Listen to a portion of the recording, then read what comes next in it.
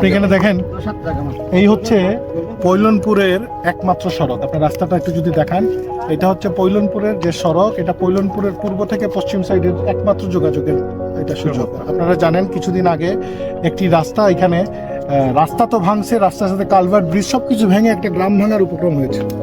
এখন যে অবস্থা হয়েছে এই জায়গার এই অংশটুকু আপনি দেখেন, রাস্তা থেকে মাত্র 10-12 ফুট জায়গা আর বাকি আছে, রাস্তা থেকে 10-12 ফুট জায়গা বাকি আছে।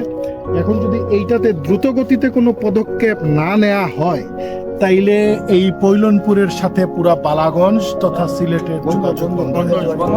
আমরা সবাই আপনার সাথে থাকবো, আপনি আমাদের এই দিবসটার জন্য সুব্যবস্থা করবেন, আমাদেরকে যেখানে ডাকবেন সেখানেই আমরা আপনার সাথে থাকবো ইনশাআল্লাহ। যদি এই রাস্তা বাঁচাতে হয় তাহলে জরুরি ভিত্তিতে এখানে পদক্ষেপ নিতে হবে।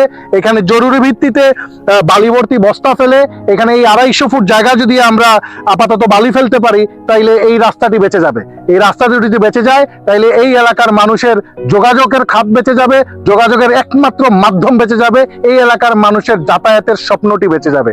তো আমি সরকার মহোদয়ের কাছে আবেদন করব, আপনারা যত দ্রুত সম্ভব হয় দ্রুত একটি পদক্ষেপ নিন। এই এলাকার একমাত্র যোগাযোগের মাধ্যমে এই রাস্তাটিকে বাঁচাতে আপনারা পদক্ষেপ নিন।